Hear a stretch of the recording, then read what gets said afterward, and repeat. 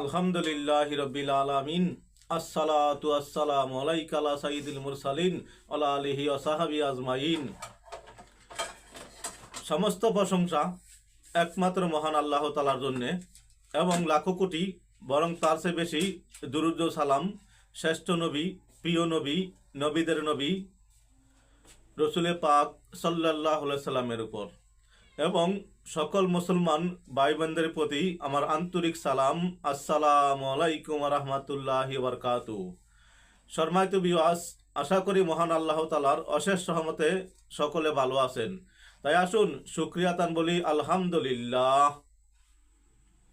সম্মানিত দিনী ভাই বোনেরা, সম্মানিত ভিউয়ার্স, আপনারা দেখছেন রেহান টিভি 98 ইউটিউব চ্যানেল। এই চ্যানেলের মূল উদ্দেশ্য কোরআন এবং হাদিস থেকে ইসলামিক ভিডিও আপলোড করা। তাই যারা নতুন দেখছেন অনুগ্রহ করে সাবস্ক্রাইব করে পাশে থাকা বেল আইকনটি ওপেন করে দিবেন, যেন ভালো দু একটি কথা আপনার কাছে পৌঁছে যায়।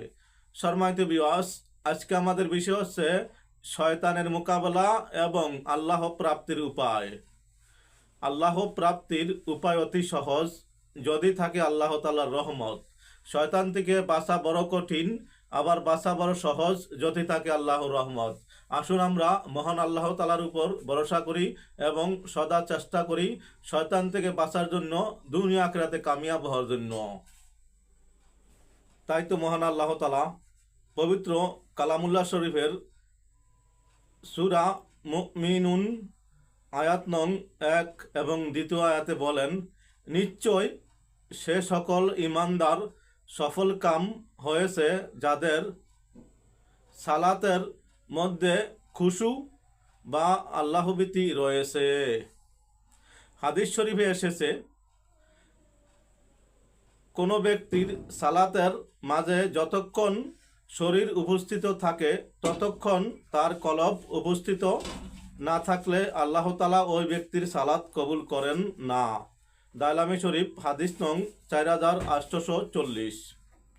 কিন্তু বান্দা এ ধরনের মন দিয়ে সালাত আদায় করতে পারছেই না, বরং তারা সালাতের মাঝে হয়ে যায় উদাসীন এবং অন্যমনস্ক।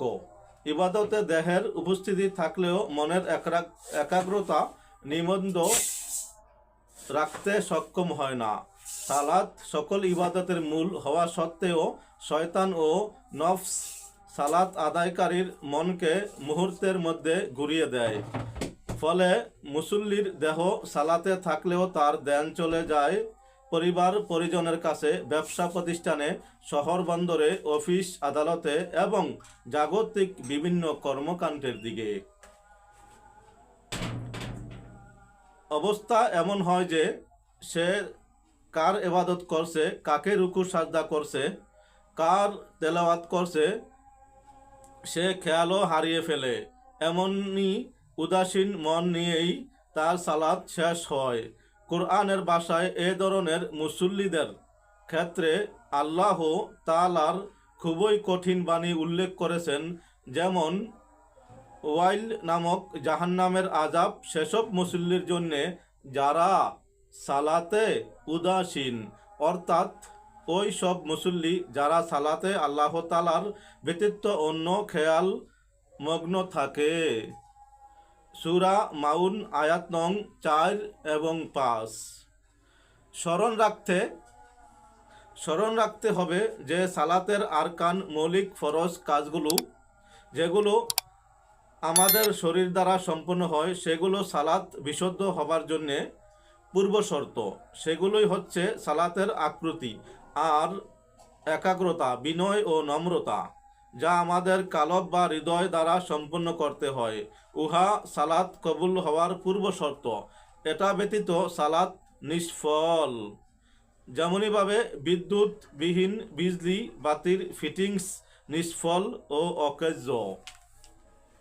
এই সম্পর্কে রাসূলুল্লাহ সাল্লাল্লাহু আলাইহি সাল্লাম এরশাদ করেছেন, সালাত হচ্ছে একমাত্র দীনতা ও বিনয়ে প্রকাশ করা। ইয়াউ উলুমুদ্দিন ইয়ানাতুত তালেবিন কুতুল কুলুব, ইমাম তিরমিজি এবং ইমাম নাসাই ও অনুরূপ বর্ণনা করেছেন।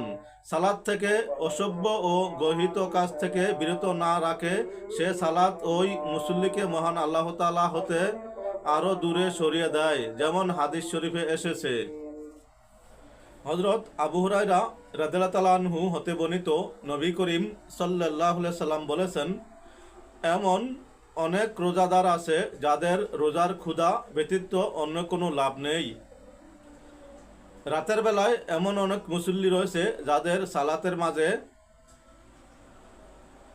বিনিন্দ্র থাকা ব্যতীত অন্য কোনো লাভ নেই। নাসাই হাদিস নং 3249। ইবনু মাজা, আহমদ, দারিমি সালাতের হাকিকত বলতে কিছুই তাদের হাসিল হয় না, অর্থাৎ অন্যমনস্ক ভাব ও গাফিলতি সহকারে সালাত আদায়ের দ্বারা কোনো ফায়দা হাসিল হয় না। রাসূলুল্লাহ সাল্লাল্লাহু আলাইহি সাল্লাম আরও ইরশাদ করেছেন, সালাতের মধ্যে মনের একাগ্রতা ছাড়া সালাত আল্লাহ তাআলার দরবারে কবুল হয় না। আলমু তাসার মিনাল মুক্তালার মিন মুশকিলিল আসার। সকল ধরনের গাফিলতি ও ওয়াসাসামুক্ত হয়ে আত্মশুদ্ধি অর্জনের মাধ্যমে যিনি আল্লাহভীতি সহকারে এবং একনিষ্ঠ মন দিয়ে সালাত আদায় করতে সক্ষম হয়েছেন, এমন মুসল্লিকেই আল কোরআনুল কারিমে খাশিউন হিসেবে আখ্যায়িত করে তার সফলকাম হওয়ার সুসংবাদ দিয়েছেন। এ ধরনের মুসল্লিকে রাসূলুল্লাহ সাল্লাল্লাহু আলাইহি সাল্লাম জান্নাতের সুসংবাদ দিয়েছেন, যেমন হাদিসে পাকে এসেছে। হযরত উকবা ইবনু আমির রাদিয়াল্লাহু তাআলা আনহু থেকে বর্ণিত, তিনি বলেন, আমাদের দায়িত্ব ছিল উটের দেখাশোনা করা। অতঃপর আমার পালা আসলো, সুতরাং আমি এক বিকেলে উহার দেখাশোনা করলাম। অতঃপর আমি রাসূলুল্লাহ সাল্লাল্লাহু আলাইহি সাল্লামকে লোকদের উদ্দেশ্যে দাঁড়িয়ে হাদিস বর্ণনা করা অবস্থায় পেলাম। আমি তার এ বাণী শুনতে পেলাম, কোনো মুসলমান সুন্দরভাবে অজু করে অতঃপর দাঁড়িয়ে স্পৃহ চেহারা এবং কালবকে মনোযোগী রেখে হুজুরি কালবে একাগ্র চিত্রে দুরাকাত সালাত আদায় করে তার জন্যে জান্নাত ওয়াজিব হয়ে যাবে। মুসলিম শরীফ হাদিস নং 576, আবু দাউদ।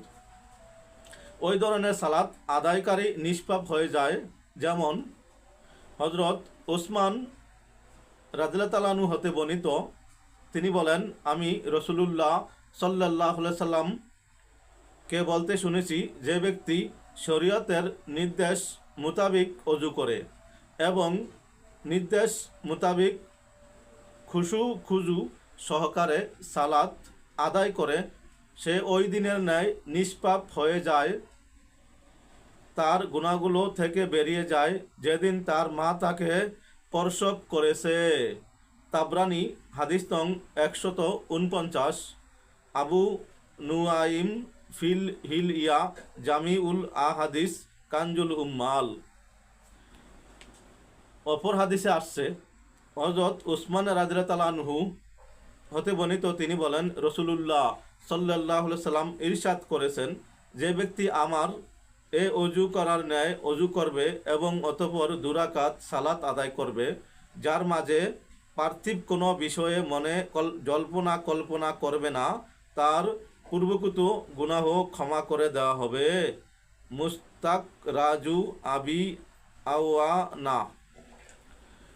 সম্মানিত ভিউয়ার্স, সম্মানিত দিনী ভাই বোনেরা, বিষয়টি হলাম অতি শুষ্ক, অতি ছোট মনে হয়, এর ভিতরে অনেক কিছু আছে।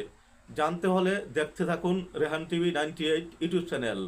সম্মানিত ভিউয়ার্স, শয়তানের মোকাবেলা এবং আল্লাহ প্রাপ্তির উপায় ধারাবাহিকভাবে ভিডিও দিতে থাকবো ইনশাআল্লাহ। আল্লাহ তাআলা যেন আমাকে এবং সকল মুসলমানকে খুজুর সাথে নামাজ পড়ার তৌফিক দান করেন, আমিন।